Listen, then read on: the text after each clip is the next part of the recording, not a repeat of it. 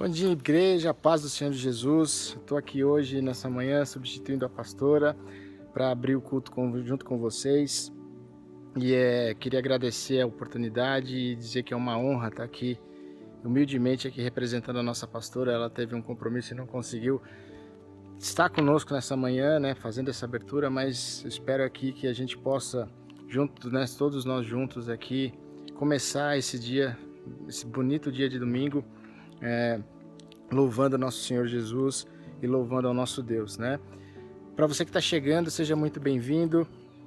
Ainda dá tempo de você convidar as pessoas para participarem desse momento junto com a gente. Então envie o link se você ainda não enviou e aproveita também para dar um like, né, na nossa página, para inclusive durante as transmissões, se você puder interagir conosco através do chat, isso é bastante importante, né? Fica confortável agora, se senta em algum lugar que você possa usufruir dessa palavra, que você possa se concentrar mesmo, estar mais próximo aí da presença de Deus e que a gente possa nesse momento estar voltando as nossas atenções para Ele, amém? Queria, antes de a gente começar, agradecer principalmente aqueles que participaram da nossa programação durante essa semana, né? Quem participou do culto de campanha na terça-feira, nós fizemos o encerramento da campanha Restituição. Semana que vem, a partir de terça, uma nova campanha começa, né? A campanha vai falar sobre plenitude, sobre como viver a plenitude de Deus. Essa semana também tivemos o culto das mulheres, então você que participou, muito obrigado aí pela tua participação. Tivemos aí o grupo de oração na sexta-feira agora, né, às 10 da noite, e também tivemos a Arena Jovem, né? Então encerramos a semana com essa programação bastante intensa. E quero dizer também que a nossa próxima semana vai ser uma semana de muitas bênçãos também, irmãos. É a semana de revisão de vidas. Então, dia 10/7 agora, próximo sábado. Por favor, se você tem alguma pessoa para convidar, faça isso rápido, para que a gente possa fazer a sua inscrição. É importante que você faça a sua inscrição através do link que está sendo disponibilizado aí nas nossas redes. Se você ainda não teve acesso a esse link, fala com o seu líder, ele sabe, ele vai poder te indicar como fazer essa inscrição. E para você que é líder, né, líder na nossa igreja, que quer participar de alguma forma desse movimento, também há uma inscrição para a equipe, né? Então, se você puder também se inscrever, aquele que quer participar, aquele que quer ajudar de alguma forma, que quer ministrar, que quer falar da palavra de Deus, então tem um link também para inscrição da equipe e o seu líder também pode te instruir com relação a isso, tá bom? É importante que, se você quer participar, a gente vai estar fazendo na segunda-feira à noite, a partir das 8 horas, na reunião de 12 do pastor, um momento de edificação para a gente se preparar para revisão de vidas, tá? Então fala com o seu líder, fala com aqueles que querem participar de alguma forma, entre em contato com a liderança para que ela possa também te inserir nesse movimento, tá bom? Gostaria de lembrar também das nossas ações sociais, amém?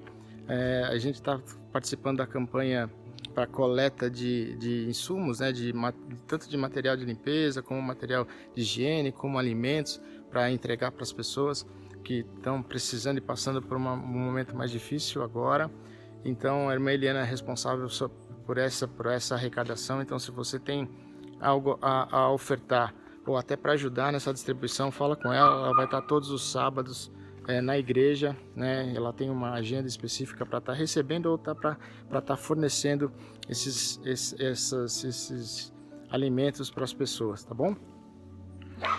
Eu queria então, para a gente começar, e antes disso, fazer uma oração com vocês. A gente vai dar continuidade ao estudo que a pastora vem fazendo a respeito do livro de Salmos, mas antes disso eu queria fechar os meus olhos junto contigo e fazer uma oração, amém? Pai, louvado é teu nome, Senhor Jesus, e bendita a tua vida, Pai. Nós te agradecemos, Pai, em nome de Jesus, por tudo que o Senhor tem feito sobre nós, toda a proteção que o Senhor tem derramado sobre nós, por tudo aquilo que o Senhor tem colocado como provisão nas nossas casas, Pai. Obrigado, Senhor, pela orientação que o Senhor nos dá, pelo cuidado que o Senhor tem, pela mão que nos protege, Pai. Obrigado, Senhor, pela palavra que é ministrada dos nossos corações todas as semanas. Obrigado, Pai, pela nossa liderança. Obrigado pelo comprometimento que eles têm e o comprometimento que o Senhor coloca nos nossos corações para que pessoas sejam alcançadas em Teu nome, Senhor. Pai, que a nossa mente agora esteja completamente voltada a Ti, Senhor, que nosso coração esteja completamente voltado a Ti e que nós possamos nessa manhã, Pai, participar da Tua comunhão, que nós possamos receber, Pai, da Tua parte renovo, refrigério, mas acima de tudo, que a Tua presença, que a Tua vida seja incendiada nos nossos corações. É isso que nós te pedimos, Pai, que nós sejamos guiados pela Tua palavra, que nós tenhamos a fé para confiar nela, mas acima de tudo, que nós tenhamos a certeza e a fé para viver a Tua palavra nesses dias. É isso que eu te peço nessa manhã, em nome de Jesus. Amém, irmãos? Então a gente vai ler Salmos 4, vamos continuar falando a respeito do livro de Salmos. E o capítulo 4 começa com os seguintes versos, né? Davi está dizendo o seguinte, irmãos: responde-me quando clamo, ó Deus da minha justiça. Na angústia me tens aliviado. Tem misericórdia de mim e ouve a minha oração. Esse primeiro verso vai tratar justamente e vai dar o tom do que Davi está querendo dizer, né? Qual a mensagem que ele está querendo passar nesse verso. E ele está falando justamente da justiça, a justiça de Deus. Ele clama a Deus como o Deus da minha justiça, né? E aqui ele está fazendo um reconhecimento e honrando, né, esse Deus pela atenção e o cuidado que ele tem com Davi, ou seja, com ele, nesses momentos de angústia. Aí ele continua: ó homens, até quando tornareis a minha glória em vexame e amareis a vaidade e buscareis a mentira? Sabei, porém, que o Senhor distingue para si o piedoso. O Senhor me ouve quando clamo por ele. E aqui Davi está chamando a atenção justamente para aqueles que não valorizam, né, o que Deus faz por nós, não valorizam as palavras de Deus, não valorizam a ação de Deus sobre as nossas vidas. Aqueles que tomam para si, né, toda essa honra e dizem que as coisas acontecem pelas suas próprias vontades ou pelas suas próprias forças e que buscam de fato a vontade própria, né? Ou seja, fazendo com que a glória de Deus, né, a reputação de Deus, o esplendor de Deus seja levado ao vexame, ou seja colocado como uma coisa vergonhosa, né? Ele está chamando a atenção para essas pessoas porque ele está dizendo que Deus sabe distinguir aqueles que são fiéis e aqueles que não são. O piedoso aqui é aquele que é o bondoso, mas é aquele que é fiel à palavra, né? E ele fala: o Senhor me ouve quando clamam a ele. E é isso que ele está dizendo. Aqui é o testemunho de Davi dizendo: eu, por ser fiel, por honrar a palavra de Deus, por honrar confiar na justiça de Deus, porque esse é o Deus da minha justiça. Quando a gente faz isso, ele está dizendo aqui, esse é o testemunho de Davi, ele está dizendo que Deus nos ouve. E aí ele continua: e virai-vos e não pequeis, consultai no travesseiro o coração e sossegai, ofereceis sacrifícios de justiça e confiai no Senhor. E aqui está a instrução de Davi, né, para a gente não perder o alvo, para a gente não pecar, para que a gente tenha as orações, né, as nossas orações atendidas. O que ele está te dizendo para nós aqui nessa manhã é: tenha serenidade nos momentos de angústia, né?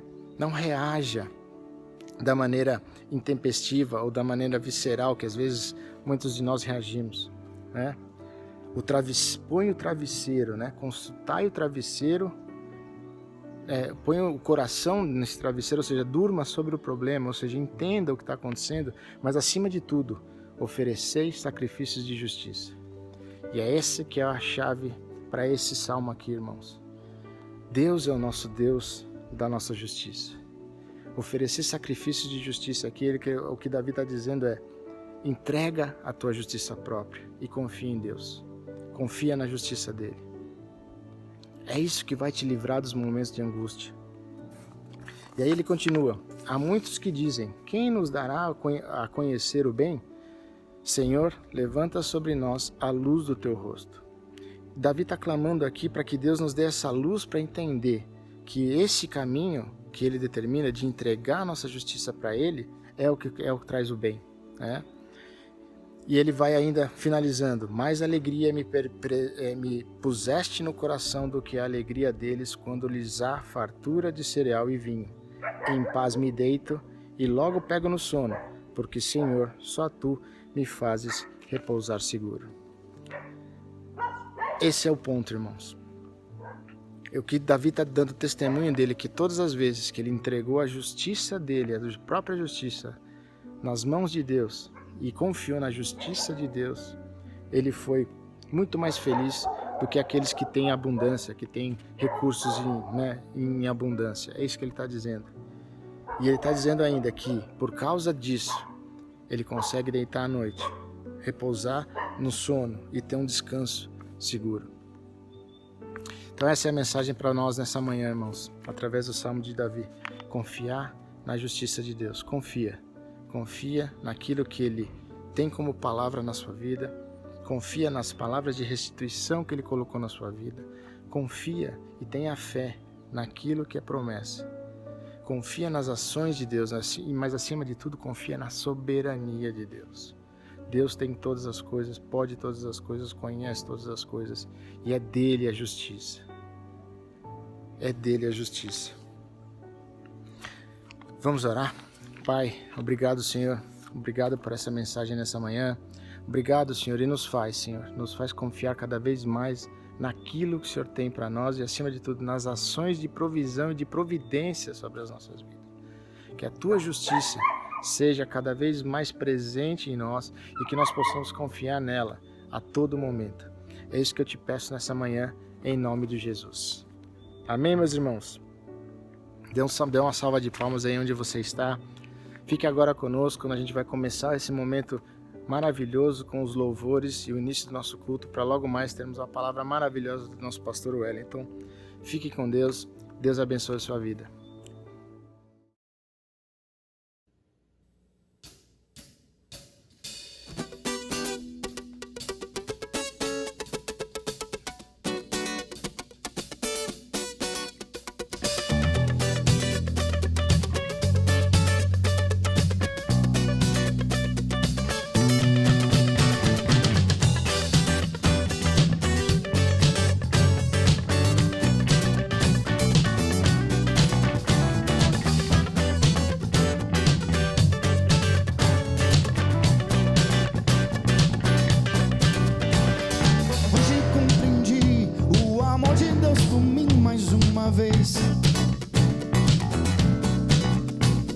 Por isso vou cantar, minha vida entregar, guardar suas leis.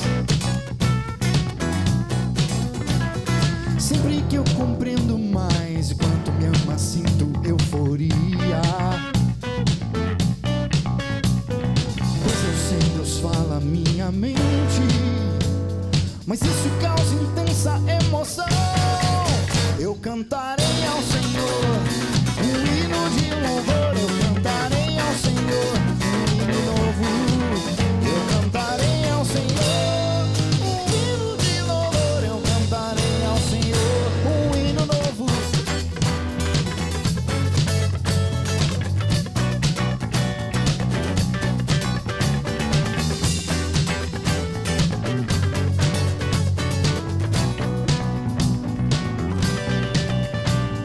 Hoje eu sei também, sua graça me sustém, pelo seu sangue sou livre. Está a preparar nova terra, novo lar, onde a morte não vive. Basta um vislumbre da eternidade, eu sinto euforia. Mas pra herdar a glória do futuro, preciso praticar seu reino aqui. Eu cantarei ao Senhor um hino de louvor. Eu cantarei ao Senhor um hino novo. Eu cantarei ao Senhor um hino de louvor. Eu cantarei ao Senhor um hino novo.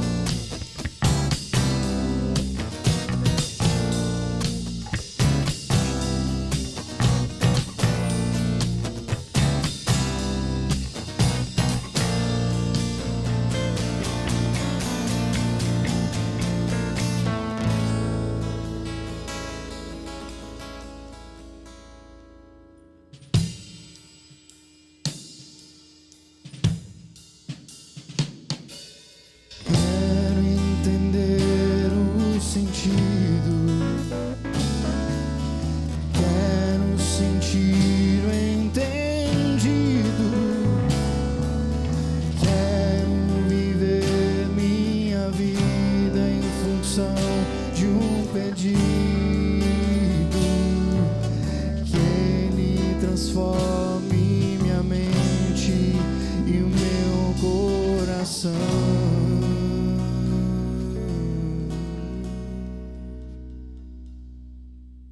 Eu cantarei ao Senhor um hino de louvor. Eu cantarei ao Senhor um hino novo. Eu cantarei ao Senhor um hino de louvor. Eu cantarei ao Senhor um hino novo. Um hino novo. Um hino novo.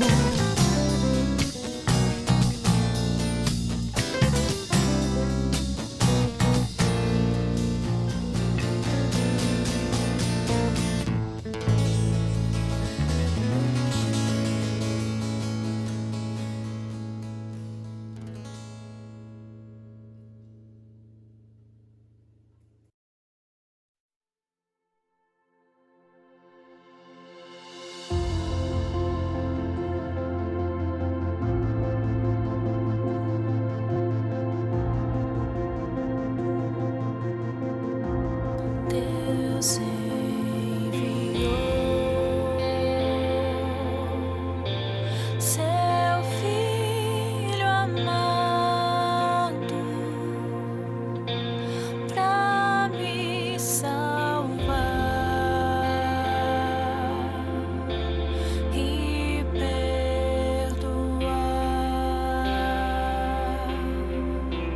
Na cruz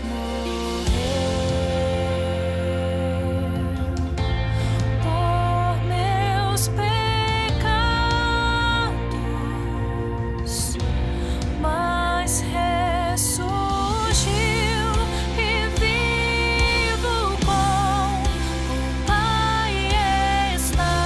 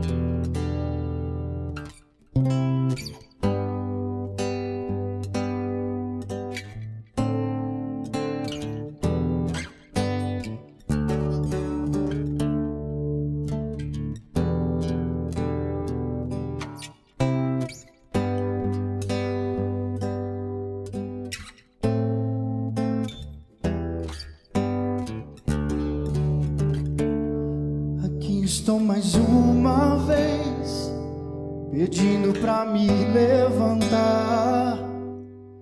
E falta forças, meu Deus, vem me ajudar. Tu me salvas de mim mesmo, do cansaço dessa estrada. Faz tua obra em mim, Deus, vem me transformar.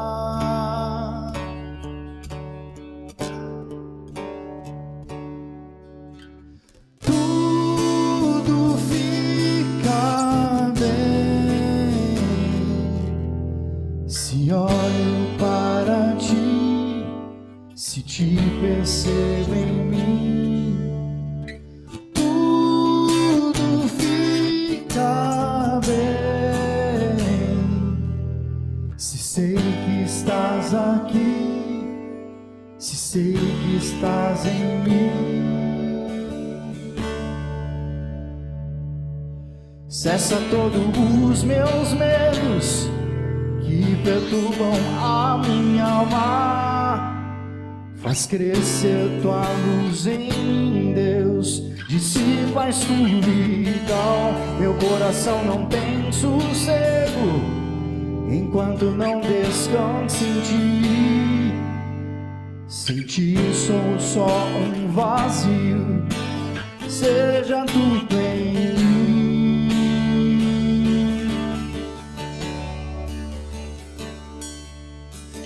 Tudo fica bem se olho para ti, se te percebo em mim.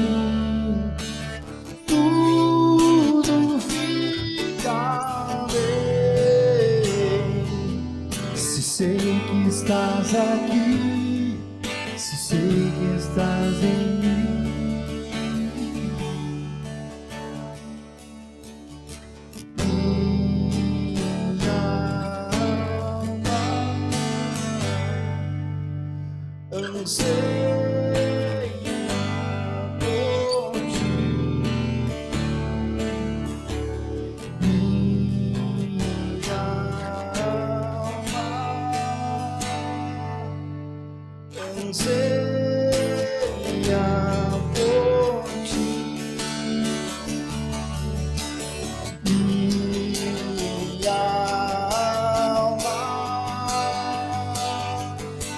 Anseia por ti, minha alma anseia por ti. Tudo fica bem se olho para ti, se te percebo em mim. Tudo fica bem se sei que estás aqui, se sei que estás em mim.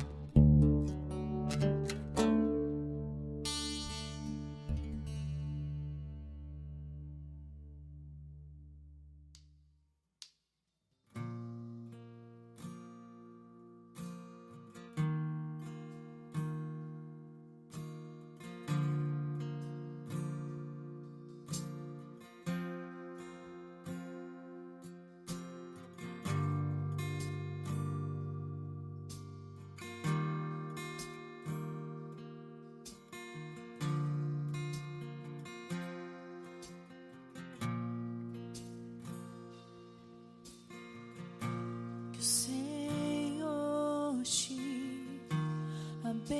abençoe e que faça brilhar seu rosto em ti, que conceda sua graça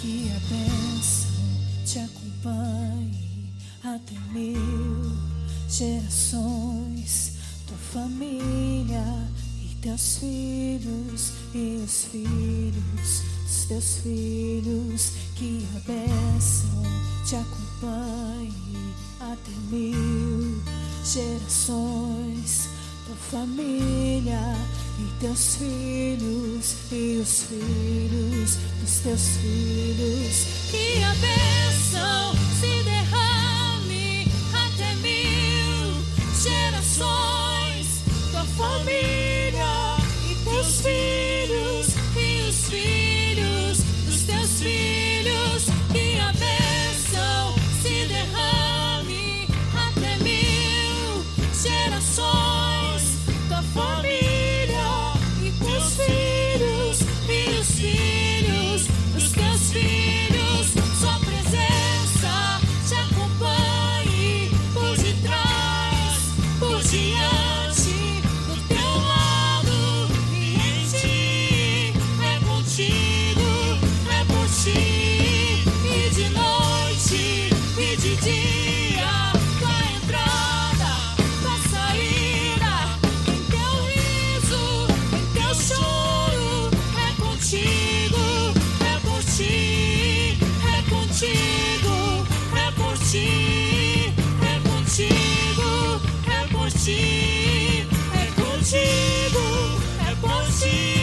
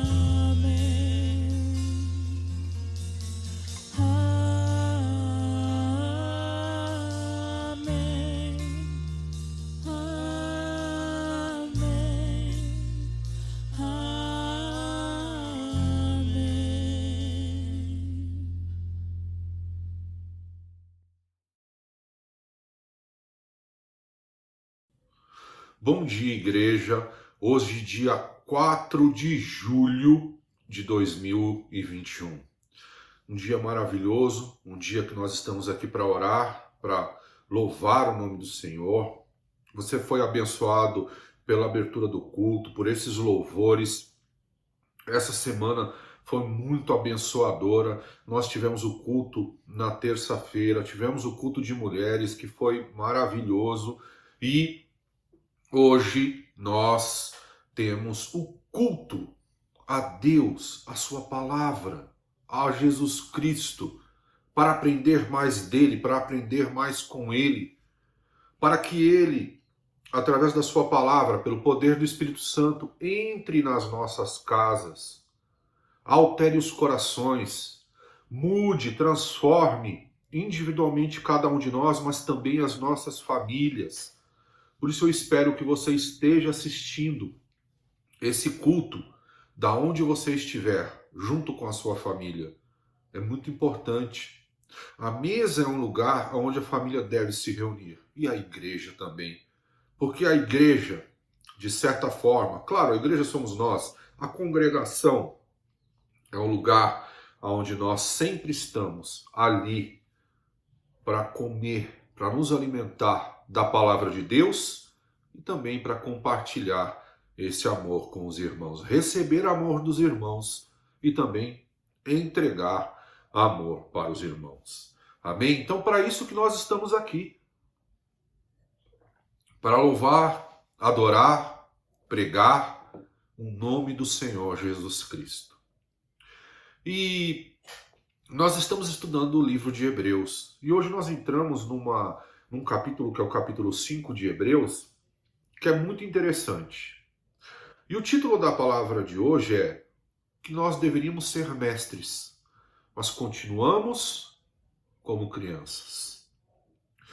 E nós vamos ler esse texto, nós vamos entender, contextualizar. Mas antes de ler o texto, antes de orar e lermos o texto, é importante que a gente lembre sempre que o livro de Hebreus foi escrito, provavelmente por um hebreu, atuante na igreja, nas igrejas ali da região de Jerusalém, e que faz esse livro por causa da perseguição, da pressão, muitos cristãos judeus convertidos, tá? A palavra cristianismo aqui, ela é só colocada porque é mais comum a nós. Mas, na verdade, são aqueles que seguiam Jesus Cristo, mas não tinham uma religião cristã formada, né? Mas, na verdade, eram aqueles que seguiram Jesus Cristo, que acreditavam sempre que Jesus Cristo era o Messias. Esses que se converteram estavam retrocedendo por causa das perseguições.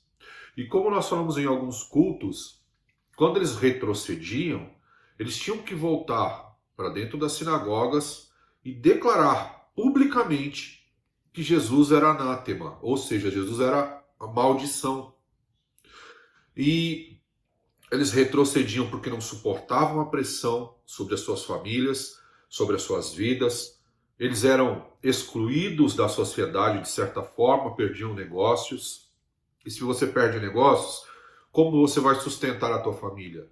As famílias eram perseguidas, muitas vezes eles eram espancados mesmos, e tantas outras vezes, às vezes até mortos. Então a perseguição não era brincadeira. Mas mesmo diante dessa perseguição, o autor de Hebreus diz, olha, ainda que nós estejamos passando por isso momentaneamente, não temos motivo para sairmos dos caminhos de Jesus Cristo. Se você já aceitou Jesus, se você já entende que Ele é o seu Salvador, que Ele é o único caminho a Deus, faça uma pergunta a você mesmo. Por que por diversas vezes nós queremos sair desse lugar? Quais são as pressões impostas sobre você, seja pela sociedade, seja pelo externo, né? Ou seja, por você mesmo, que muitas vezes te motivam a sair desse lugar? Pense um pouco sobre isso. Porque isso é fundamental. E faça uma comparação com o tipo de perseguição que esses homens estavam sofrendo nessa época. E ainda assim o autor de Hebreus diz, não façam isso. Vocês estão colocando em risco a alma de vocês, a salvação de vocês, por virarem as costas ao Senhor. Até aqui foi o que nós lidamos, genericamente falando. Obviamente que eu não abordei todos os pontos de todos os cultos sobre Hebreus.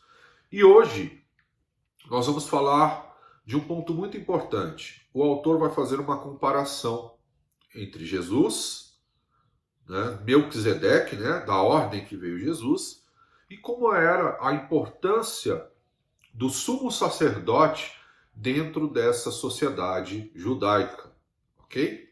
Então fecha os teus olhos, curva a tua cabeça e vamos orar.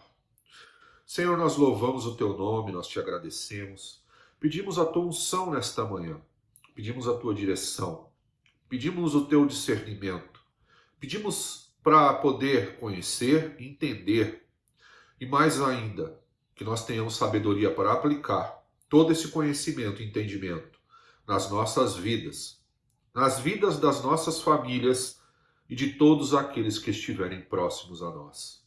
Eu louvo o teu nome e te agradeço, na certeza da tua direção, em nome de Jesus. Amém. Amém, meu irmão?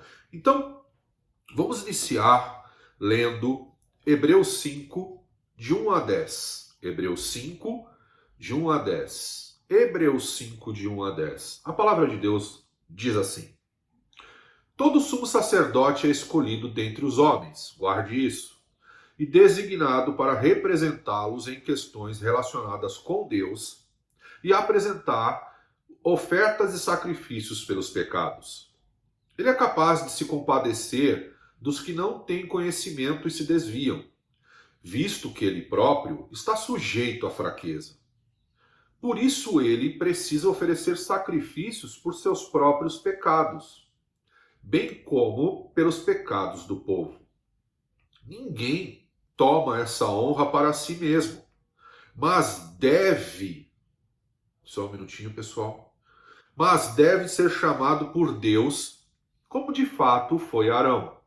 Da mesma forma, Cristo não tomou para si a glória de se tornar sumo sacerdote, mas Deus lhe disse: Tu és meu filho, eu hoje te gerei. E diz no outro lugar: Tu és sacerdote para sempre, segundo a ordem de Melquisedeque. Durante os seus dias de vida na terra, Jesus ofereceu orações e súplicas em alta voz e com lágrimas àquele que o podia salvar da morte, sendo ouvido por causa da sua reverente submissão. Embora sendo filho, ele aprendeu a obedecer por meio daquilo que sofreu, e uma vez aperfeiçoado, tornou-se a fonte da salvação eterna para todos os que lhe obedecem, sendo designado por Deus sumo sacerdote, segundo a ordem de Melquisedeque. Amém? Quantas informações! Então ele começa dizendo o seguinte: olha, todo sumo sacerdote, que tinha uma grande importância, esse sumo sacerdote, ele tinha o poder, a autoridade e a função de intermediar a ligação do homem com Deus. E ele fazia isso muito especificamente. Ele era tirado do meio dos homens. Todo sumo sacerdote tinha que sair da raça humana, do meio dos homens. Também ele era de uma tribo específica, a tribo de Levi, geralmente. O primeiro sumo sacerdote citado aqui foi Arão. E o que o sumo sacerdote faz? Ele se compadece das pessoas. Uma das grandes características de um sumo sacerdote é que ele tem compaixão por pessoas, ele entende os problemas das pessoas. E nesse momento, como acontecia? Você tinha um problema, você havia cometido um pecado, você precisava de uma bênção.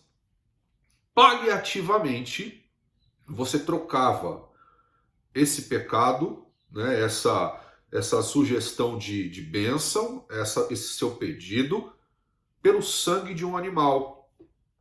Isso era uma alternativa paliativa. A própria Bíblia diz que isso não salvava ninguém, que isso não podia mudar ninguém. Mas Deus permitiu que isso acontecesse paliativamente até a chegada do Messias, que é Jesus Cristo, obviamente. Então, você tinha um problema lá, como povo. Chegava no sumo sacerdote, entregava para ele o seu animal lá, seja uma pomba, uma rolinha, um carneiro, seja o animal que for, na quantidade que for.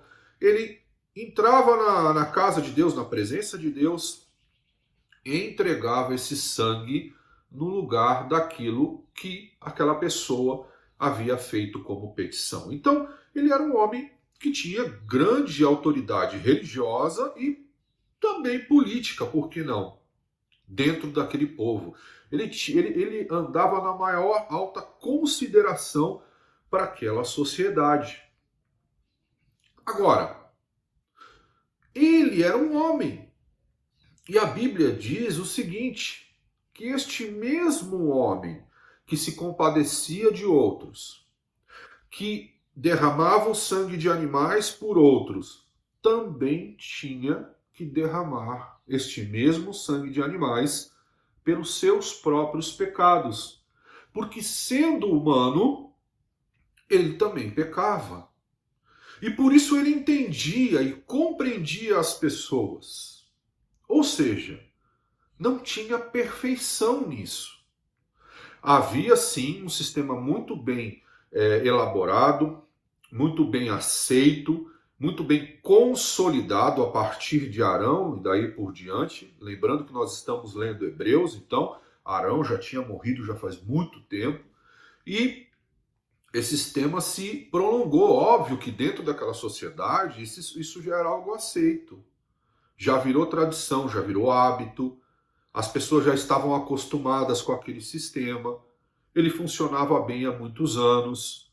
Eles acreditavam naquilo e deviam acreditar mesmo, porque foi algo instituído por Deus até a chegada do Messias. E essa era a grande questão que acontecia ali. Jesus veio e Jesus é o Messias. Ele demonstrou tudo aquilo que os profetas declararam na sua época de quem seria Jesus. Jesus foi tirado dentre os homens. Jesus se compadecia das pessoas. Jesus tinha misericórdia de todos. Jesus, ele veio de uma ordem superior. Depois nós vamos comentar um pouco, né, não muito sobre Melquisedeque, mas só para que a gente entenda. Jesus ele estava ali para cuidar das coisas de Deus, assim como os sumos sacerdotes, né, os sacerdotes, cuidavam das coisas de Deus e também dos homens. Jesus, eu anotei aqui, ele tinha como oferecer sacrifícios pelos pecados, mas um sacrifício muito maior. Qual era a grande diferença de Jesus? Jesus não precisava oferecer sacrifícios pelos seus pecados, porque ele não tinha pecados. Então, ele é constituído sumo sacerdote eterno, porque ele não tinha pecados. E ele está dizendo para aquelas pessoas que estavam voltando atrás, olha, vocês estão voltando atrás, estão deixando o sumo sacerdote perfeito, aquele que cumpriu todas as coisas, para voltar para aquilo que é imperfeito. E Jesus vem de uma ordem maior, da ordem de Melquisedeque. Para quem se lembra da história, Abrão, na época ele era Abrão, não era nem Abraão ainda, ele vai resgatar o seu primo, o seu sobrinho Ló, de Sodoma e Gomorra. Quando ele volta com os despojos, né, e aí ele faz a primeira promessa de entregar o dízimos dos despojos, né? Isso era uma relação, entenda que Abrão estava sendo formado, Abrão veio dos caldeus. E a relação do povo caldeu, dos povos vulgarmente conhecidos como pagãos, inclusive nos próprios dias de hoje, em relação aos seus deuses, porque na maioria das vezes eles eram politeístas, era uma relação de troca. O Senhor me dá a plantação e eu te dou sacrifícios.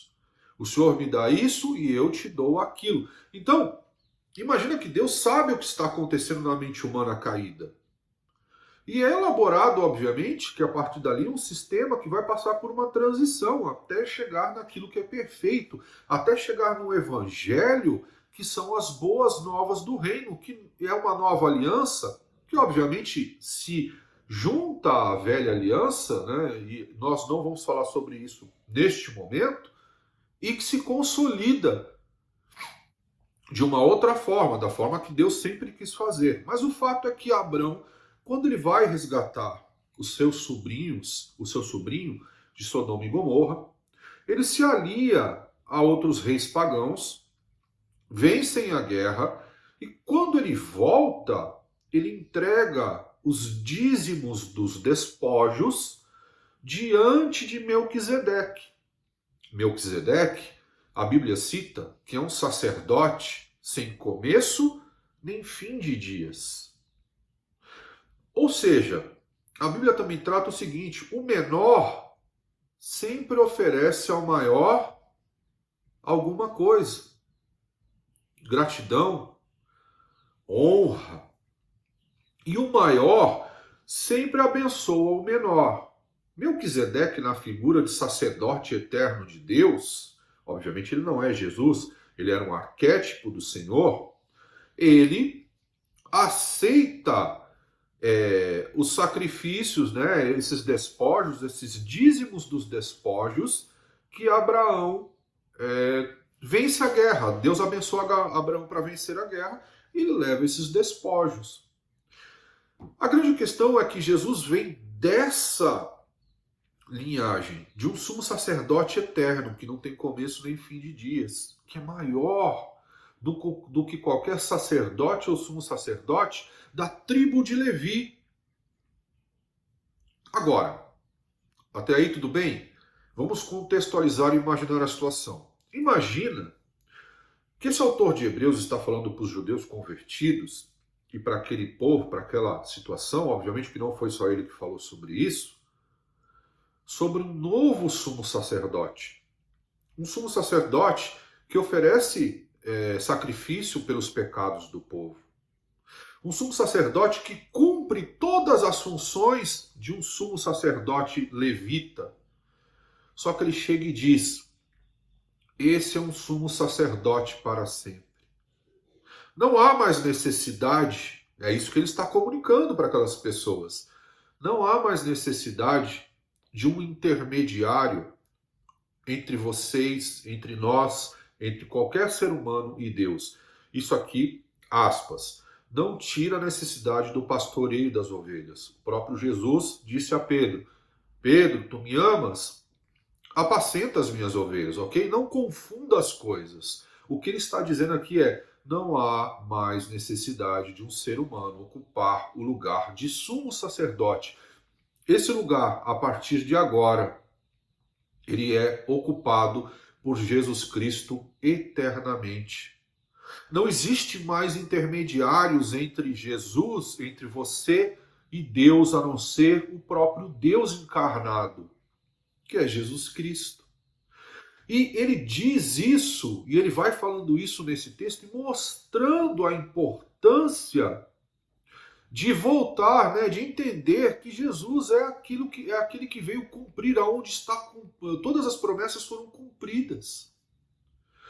Agora imagina isso dentro daquele contexto já montado, desde Arão, de um povo que viveu sempre com sumos sacerdotes, que se habituou, que se acostumou, que sempre viveu daquela maneira, e aí chega Jesus e fala: agora todas as coisas estão concretizadas, estão consumadas em mim. E por isso eu estou aqui. E eu vou ocupar esse lugar. Só que ele não vinha da tribo de Levi. Já era mais um problema. Ele vinha da tribo de Judá. Para o judeu, o sacerdote vem da tribo de Levi e não da tribo de Judá. Parece algo simples para nós nos dias de hoje, né? Mas não é para uma cultura alicerçada, para uma cultura que sempre viveu desta maneira. É muito complicado. Hoje em dia, tenta pegar uma tradição que existe no nosso meio cristão. Quando você muda um pouco essa tradição cristã, as igrejas mais sólidas nessas tradições, elas começam a ficar incomodadas com aquela situação. Porque eles não estão acostumados, eles estão acostumados àquele padrão. Mudou o padrão, eles começam a se incomodar. Agora, o que nós sempre conversamos aqui, nós não podemos mudar princípios. E, obviamente, nós não podemos negar os planos de Deus, nem sair fora dos planos de Deus. Porque tudo isso é o principal, é o cerne, é o que não pode ser tocado, é o que não pode ser mudado. Só que coisas secundárias, elas serão mexidas de acordo com qualquer situação ou de acordo com qualquer parte da história da humanidade. Naquele momento era necessário que acontecessem essas coisas.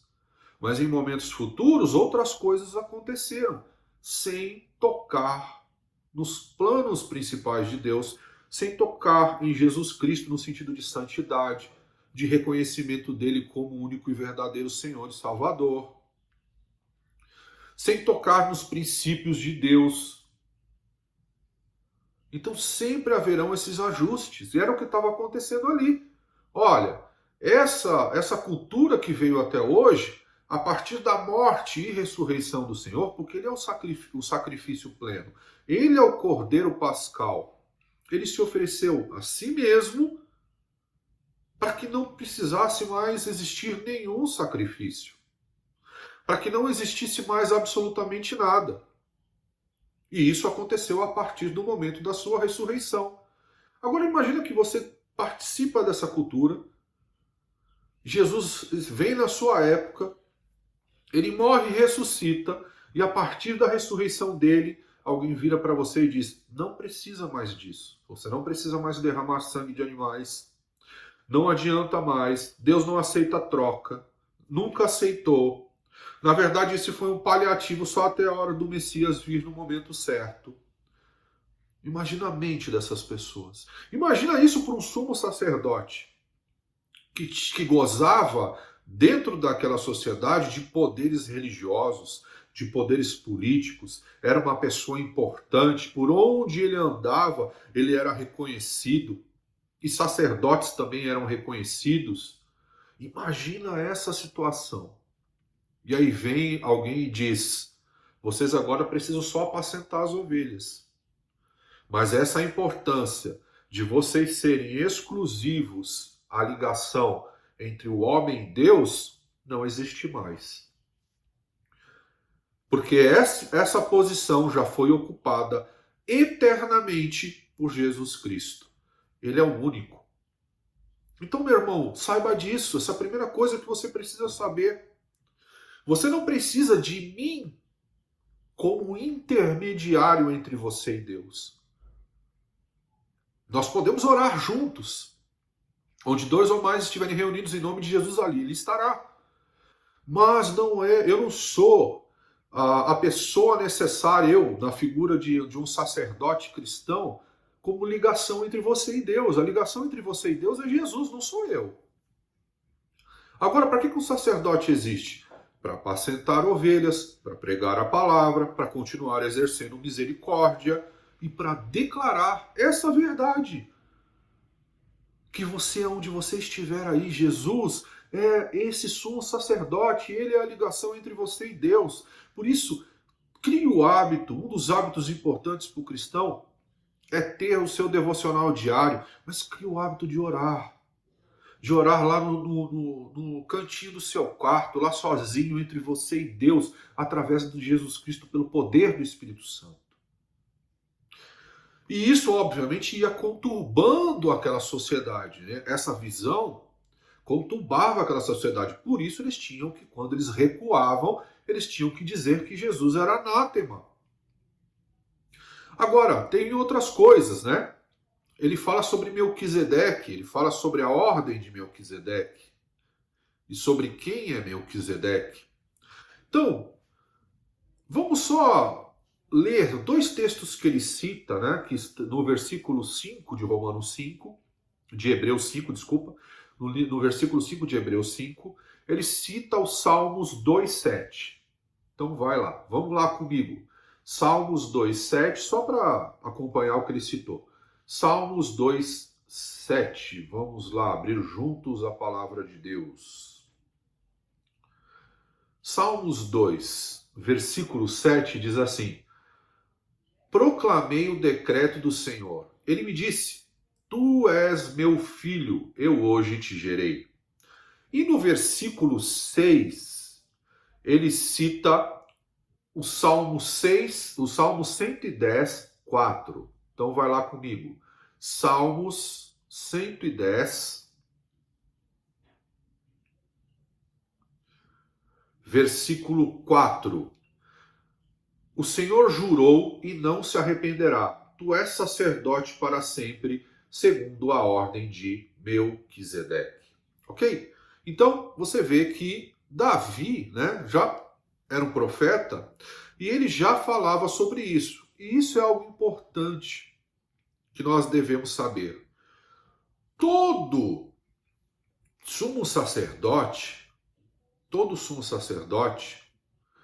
necessariamente, ele era um profeta. E ele era também uma autoridade. E Jesus cumpre isso. Ele é um profeta, ele é uma autoridade e ele é rei.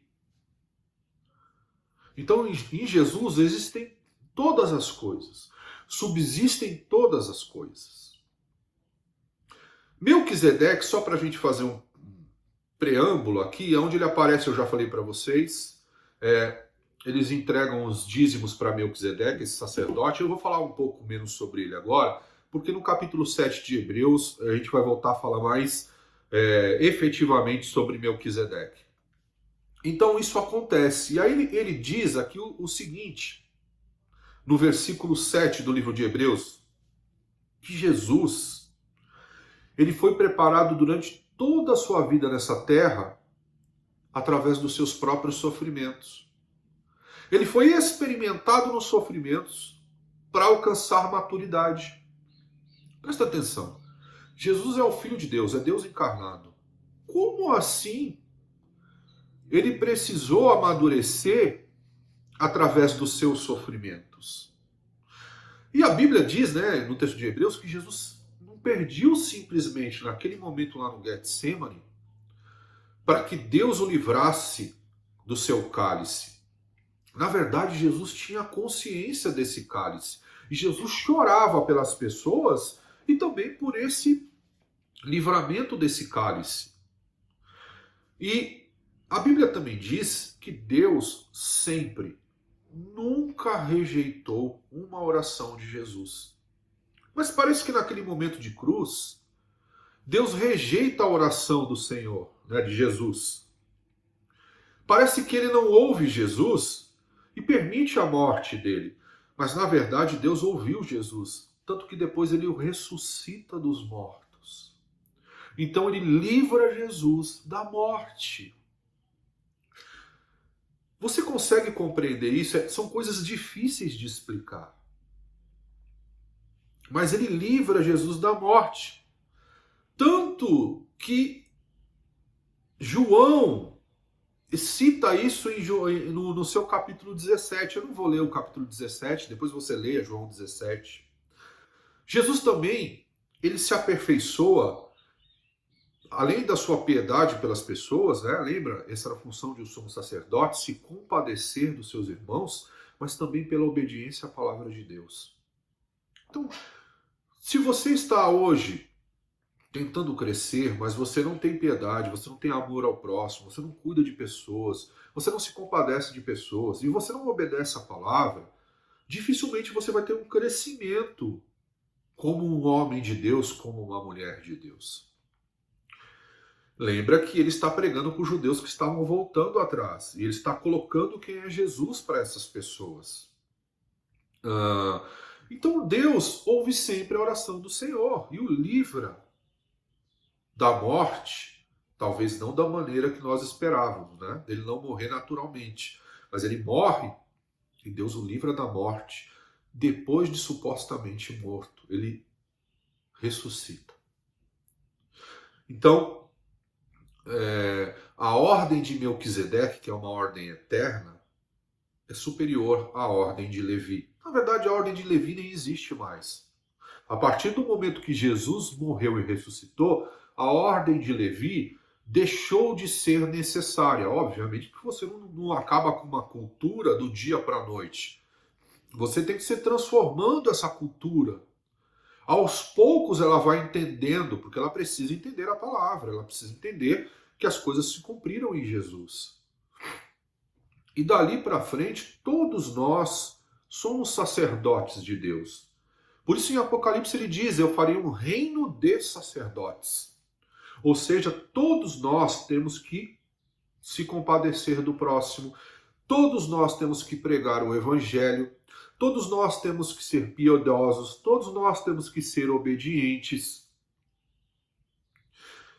E ainda assim congregarmos juntos. Você não é uma produção independente na casa de Deus. E por isso existem as estruturas ainda para que essas congregações aconteçam. E você precisa de pessoas que são mais experientes que você para te ensinar a palavra de Deus. Isso é fato, isso sempre vai existir. Mas por outros motivos do que existiam antes da ressurreição de Cristo ou da sua vinda. Você consegue entender até aí? Até aí você está compreendendo aonde nós queremos chegar? Até aí você está entendendo aonde nós estamos? Então, ele faz a primeira comparação, dizendo que o sumo sacerdote eterno é Jesus. E ele mostra que tudo aquilo que um sumo sacerdote precisava ter, Jesus tem. E mais ainda algumas coisas que os sumos sacerdotes humanos não têm, que é o mesmo sacrifício que eles ofereciam pelo pecado dos outros, eles tinham que oferecer também pelos seus próprios pecados. Jesus não. Ele se faz sacrifício para os outros, mas ele não precisa oferecer nada pelos seus pecados, porque ele não tem pecados. Ok? Até aí? Então ele está pregando isso para as pessoas, porque Jesus tem compaixão, Jesus tinha amor. Lembra as pregações de Jesus, quando Jesus ia para o deserto, Jesus ia para outros lugares, o que ele fazia? Ele curava pessoas, ou ele andava pelas cidades, ele alimentava, ele multiplicava os pães e os peixes, ele libertava, ele expulsava demônios, ele ressuscitava mortos, ele se compadecia do próximo. Ele não só pregava a palavra de Deus, ele não só falava da palavra de Deus. Claro que isso era o principal foco, ensinar aquilo que Deus quer, ensinar a direção que Deus tem a tomar, mas ele se compadecia das pessoas, ele usava do poder que o Espírito Santo tinha dado a ele, ou agia através dele, para ajudar essas pessoas. Esse mesmo poder que hoje atua em mim e em você. Talvez nós não tenhamos esse mesmo poder de pegar 5 pães e multiplicar para 5.000. Não da forma, talvez, que nós imaginamos. Mas se nós nos reunirmos como comunidade cristã, como igreja, nós temos condições de comprar 5.000 pães e alimentar o maior número de pessoas que nós pudermos. E até mais do que isso. Então, nós temos essa mesma função. Nós somos sacerdotes do Deus Altíssimo. Até que você está compreendendo, não são compreensões, às vezes, muito fáceis de se ter. Porque, às vezes, parece que você tem uma liberdade maior do que você pode. Parece que você pode viver sozinho, não é verdade? E, ao mesmo tempo, parece que a tradição também chegou até os dias de hoje e parece que nós não somos capazes disso. Mas vamos dar continuidade para que a gente continue, é bom, né? Para que a gente possa dar um entendimento até o final desse texto. Então vá comigo agora a Hebreus 5. Vamos ler o restante, dos versículos 11 a 14. Hebreus 5, versículos 11 a 14. Hebreus 5, versículos 11 a 14, diz assim: Quanto a isso, temos muito o que dizer, coisas difíceis de explicar, porque vocês se tornaram lentos para aprender.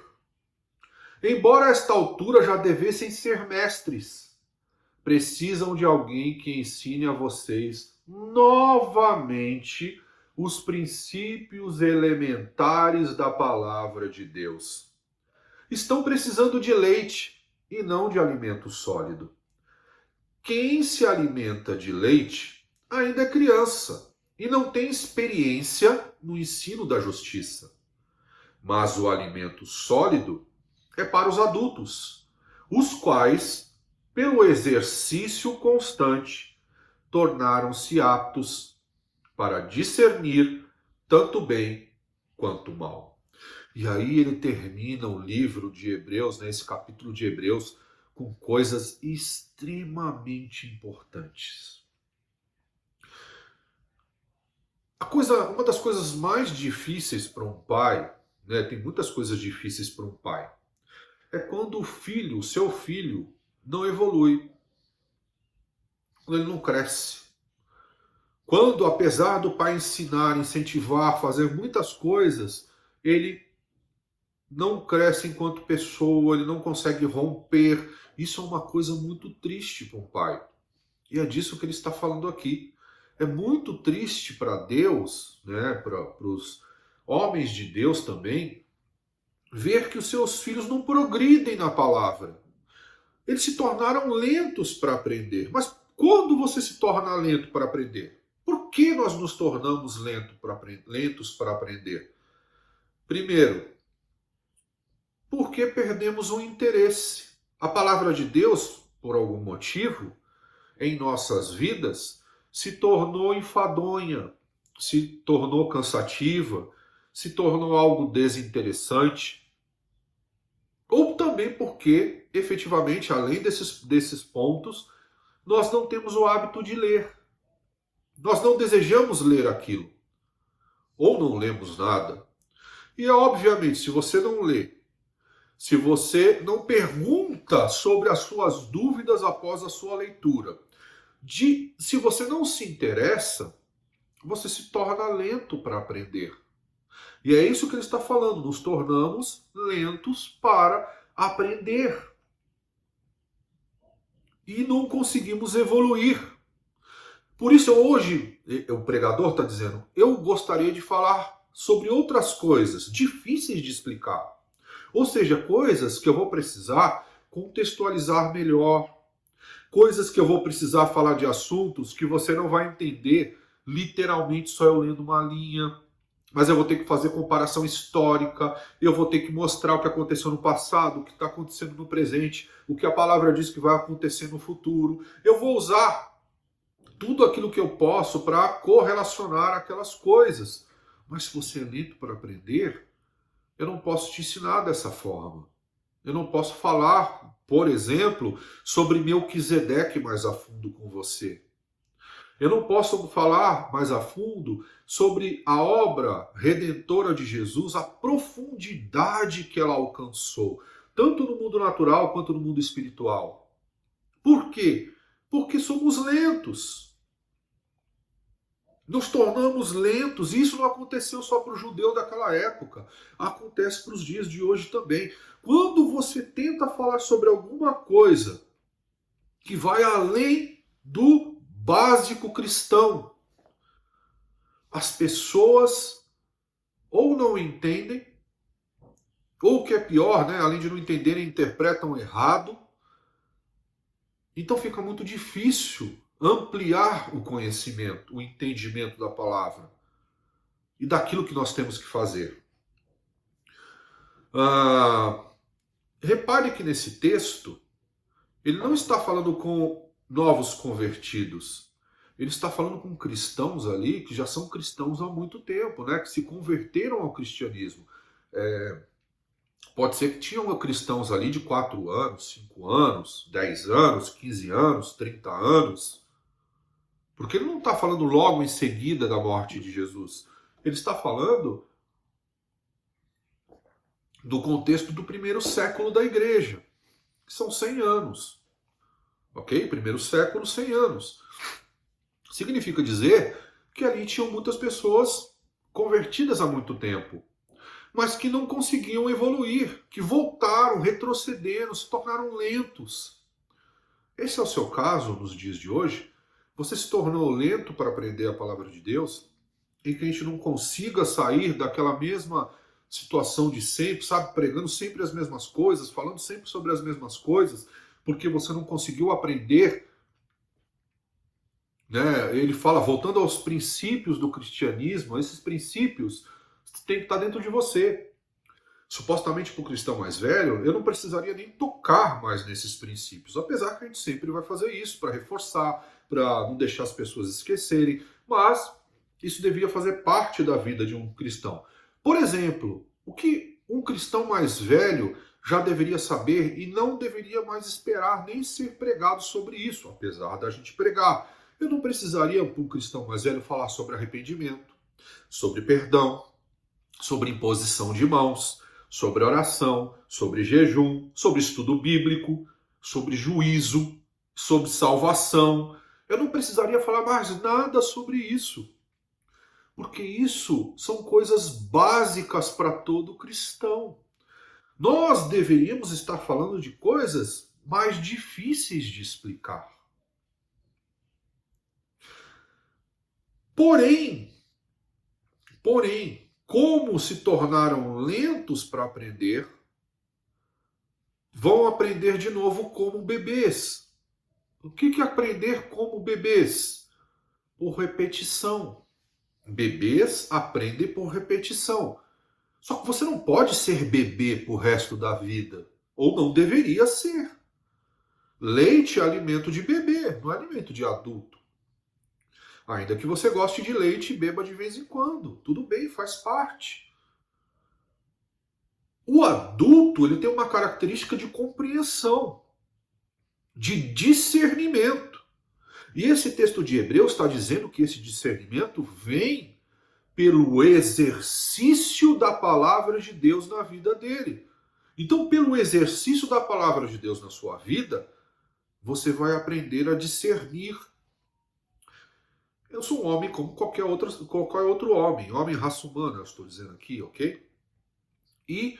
Só que com o exercício da palavra de Deus, e não por méritos próprios, mas pelo aprendizado da compreensão hoje, eu tenho certa faculdade de discernir, facilidade de discernir, quando a pessoa começa a falar comigo aquilo que está nela. É óbvio, eu não vejo corações. Mas eu já ouvi tanto aquele mesmo discurso de tantas pessoas que é meio evidente saber onde vai chegar aquela conversa. Pessoas são previsíveis, não são imprevisíveis. São imprevisíveis se você não as conhece, mas se você as conhece e anda com elas e as escuta e percebe o seu comportamento, você sabe mais ou menos que as conversas giram em torno das mesmas coisas. E quando uma pessoa começa uma conversa, você sabe aonde ela vai chegar. Você sabe que uma circunstância o que pode fazer com uma pessoa. Então, a partir do momento que você aplica mais a palavra de Deus, obviamente, com obediência, com amor ao próximo, você começa a ganhar em discernimento. Você começa a discernir espíritos, não aqueles espíritos infantilizados pregados para você, que diz que você vai discernir espíritos, esse aqui é o príncipe do inferno fulano de tal, aquele é o exército da guarda de Deus. Não é disso que eu estou falando. Não que você não possa discernir isso, tudo bem, você pode também discernir isso, mas quando ele fala de discernimento de espíritos, é discernir aquilo que o outro está falando para você, às vezes sem dizer. Quais são as verdadeiras intenções? E aí você vai conseguir discernir o bem e o mal. E eu não estou falando aqui do bem e do mal moral. Eu estou falando aqui do bem e do mal espiritual, se é que eu posso separar essas duas palavras. Você vai discernir para que você não caia no mesmo engano, por exemplo, que Eva e Adão caíram. Você vai discernir quando alguém for falar de Deus para você, ou for falar qualquer coisa para você, o cerne, se ali existe uma maldade intrínseca ou uma bondade intrínseca. Homens experimentados fazem isso. Homens experimentados, eles conseguem discernir. Como crianças aprendem só por repetição, se elas não sabem discernir, se eu pegar alguém mal intencionado que repita para mim muitas vezes a mesma coisa, e eu tiver um entendimento como de uma criança, eu vou aceitar aquela mentira ou aquela meia-verdade como verdade absoluta. E isso é um grande risco. Daí, dessa junção entre o mal intencionado e o inexperiente, é que nascem os perigos do mundo espiritual cristão e de qualquer outro. É nesse lugar que estão as pessoas confusas, que aceitam as mentiras como verdades, porque elas não foram experimentadas na palavra. Aí eu vou voltar um pouquinho no texto, porque se tornaram lentas para aprender. Porque, ao invés, eu sempre falo para as pessoas o seguinte: pastor, você não fala muito de oração, não é verdade? É verdade, porque oração eu faço todo dia, faz parte do meu sangue. Já está em mim. Arrependimento já está em mim. Saber que Jesus é o Salvador já está em mim. Saber que vai haver um juízo já está em mim. Saber que impor as mãos é parte do Evangelho que funciona já está em mim. Nós precisamos discutir novas coisas, acrescentar coisas, aprender mais. Coisas difíceis de escutar, coisas difíceis de aprender. Mas enquanto nós tivermos que lançar rudimentarmente os princípios cristãos, sempre, sempre, sempre, porque as pessoas se tornaram tardias em aprender, menos essa capacidade de discernir será sobre a sua vida. Porque essa capacidade de discernir só virá sobre você se você for experimentado. Assim como Jesus foi. Então, é isso que ele está dizendo para os hebreus daquela época. E é isso que nós temos que entender para os nossos dias. Porque talvez os momentos fossem ou são diferentes. Mas as características me parecem muito similares. Apesar do conhecimento ter aumentado, ainda há uma rudimentaridade infantil no entendimento das pessoas. E nós precisamos sair desse estágio. E para sair desse estágio, você precisa querer ser experimentado. E para você querer ser experimentado, você precisa estudar mais a palavra, conhecer mais da Bíblia, para que você não possa ser enganado por qualquer vento de doutrina, para que você possa se compadecer do próximo, para que você possa entender, compreender e aplicar. E é isso que ele está ensinando para essas pessoas, naquele momento, das pessoas desertarem depois das suas conversões. E é isso que eu estou pregando hoje. Quantos desertaram nesses últimos 2 anos por causa dos seus falsos entendimentos? E quais são as aplicações desse texto para a nossa realidade, né? Quais são os pontos que nós devemos nos atentar? Primeira coisa, o cristão não pode parar. Todas as vezes que o cristão para, ou pelo menos na maioria das vezes que um cristão para, ele se perde. O cristão não para. Você é cristão nos bons e maus momentos. Você não deixa a igreja por causa disso ou daquilo. Você não deixa a fé por causa disso ou daquilo. Você permanece firme. Você pode aumentar a sua intensidade ou diminuir, mas você está ali. Segundo ponto, nós temos que ler e estudar a Bíblia. Fundamental. Como é que você quer ser experimentado se você não sabe nem em que você vai ser experimentado? Terceiro ponto, nós temos que orar e jejuar. Ninguém precisa pedir isso para você. Eu não preciso estabelecer um jejum na igreja. Você tem que fazer isso por conta própria. Você pode me comunicar. Eu vou jejuar, pastor. Crie o seu hábito de jejum e de oração, principalmente, diário. A oração diária, o jejum pode ser no prazo que você determinar. Mas faça jejum com um propósito, né? O propósito de você matar a sua carne. Não no propósito de troca com Deus, ok? Você tem que cuidar de pessoas. Cristão que não cuida de pessoas, qual o sentido? Ele aprendeu tanto para fazer o quê? Para dizer para os outros que ele sabe? A primeira coisa que nós devemos aprender é que Jesus ensinou, como sumo sacerdote, se compadecer do próximo, ajudar ao próximo. Por que ele fazia isso? Ele curava, ele libertava, ele dava de comer. Quinto ponto, exercitar essa compaixão, entendendo que as pessoas muitas vezes não entendem. Apesar de eu estar dizendo para você que nós temos que fazer isso, eu tenho que compreender se você ainda não faz. E permanecer tranquilo ali. E aí vai o último ponto, entender o próximo. Entender o momento dessa pessoa. Entender se ela chegou agora como cristão, se ela se converteu agora, ou se ela já está convertida há muito tempo. O que está levando aquela pessoa a tomar aquelas atitudes? Isso é discernimento. Então a palavra de hoje, principal para esse culto é: Jesus é o sumo sacerdote.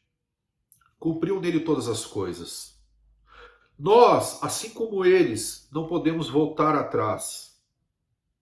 E nós precisamos aprender, deixarmos de ser lentos, deixarmos de precisar dos ensinamentos rudimentares ou dos ensinamentos iniciais do cristianismo, ainda que você sabe que eu sempre vou voltar a falar sobre eles. Nós precisamos ser experimentados para podermos discernir melhor o bem e o mal. Vou repetir, não o moral, mas o bem e o mal espiritual. Nós precisamos crescer. Assim como Jesus, através do texto você pode comprovar isso, cresceu.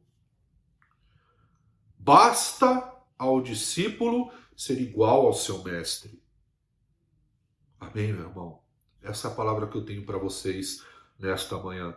Palavra muito importante para todos nós. Feche os teus olhos, curva a tua cabeça e vamos orar. Senhor, nós louvamos o teu nome e nós te agradecemos. Obrigado por essa palavra.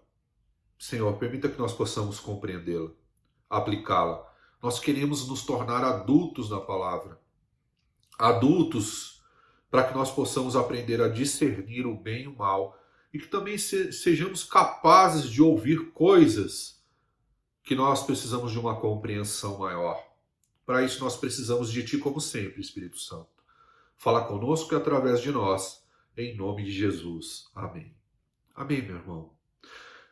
Que você possa permanecer fiel nos teus dízimos e ofertas. Estamos passando por momentos um pouco complicados nesse aspecto. E eu te peço que você tenha esse entendimento, essa consciência, que você possa abençoar a obra com a fidelidade nos teus dízimos e também a prosperidade, né, nas tuas ofertas, né, essa dimensão de generosidade. Amém? Eu espero que você compreenda isso. E que você possa sair agora daqui, ouvir esse último louvor, ir lá para a sala de oração. E lá na sala de oração, você junto com os irmãos, coloque em prática isso. Coloque ali: Senhor, olha, eu não saio desses fundamentos iniciais do cristianismo, não consigo sair disso. Me ajuda, vamos orar juntos, vamos buscar aqui Deus juntos para que todos nós possamos crescer na palavra, possamos entender melhor a palavra para aplicá-la. E que nós possamos aprender a discernir melhor através de sermos provados, de sermos colocados da nossa experiência, do nosso exercício diário. É isso que a palavra está dizendo aqui, aprendermos a discernir melhor o bem e o mal. Amém, meu irmão? Que Deus te abençoe, que Deus te guarde. Obrigado pela tua presença. Você é uma pessoa maravilhosa em Deus.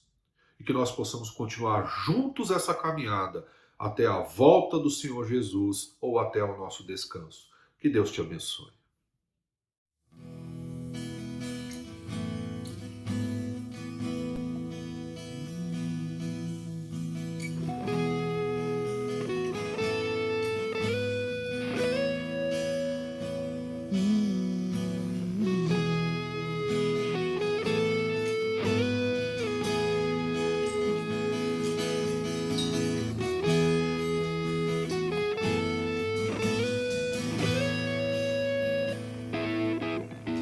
Jesus é o centro de tudo que há. Jesus é o centro de tudo que há. O início e o fim, desde a eternidade, tudo é sobre Jesus.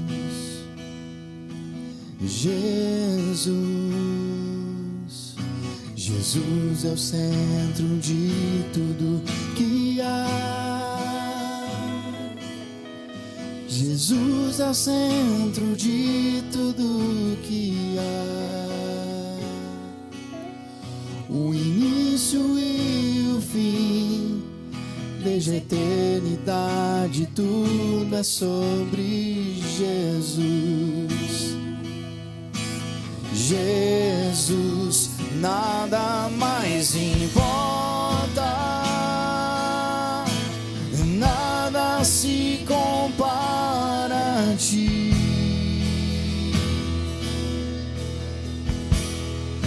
Jesus, tu és o centro e tudo aponta para ti. Jesus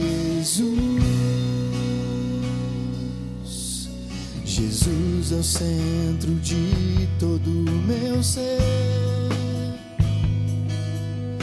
Jesus é o centro de todo o meu ser.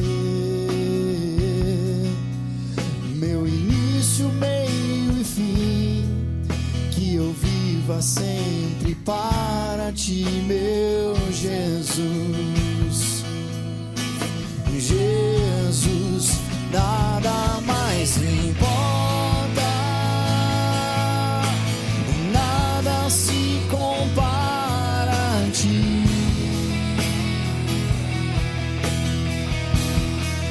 Jesus, tu és o centro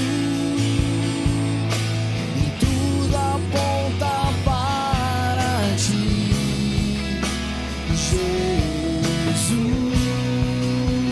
Jesus, que em meu coração Cristo seja o centro e todo o meu ser mostre quem tu és. E em meu coração Cristo seja o centro e todo o meu ser mostre quem tu és. E em meu coração Cristo seja o centro e todo o meu ser mostre quem tu és. E em meu coração Cristo seja o centro e todo o meu ser mostre quem tu és.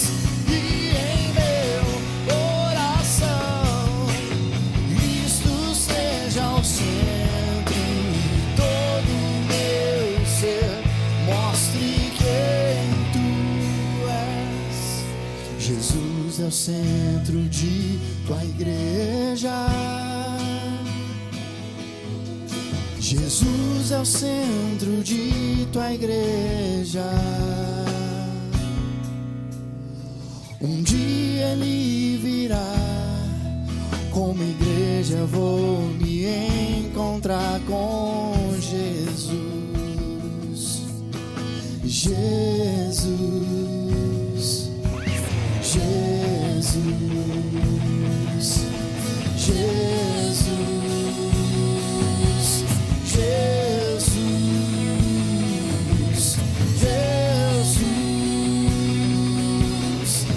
Jesus, Jesus, que em meu coração Cristo seja o centro, todo o meu ser mostre quem tu és. E em meu coração Cristo seja o centro e todo o meu ser mostre quem tu és. Que em meu coração Cristo seja o centro e todo o meu ser mostre quem tu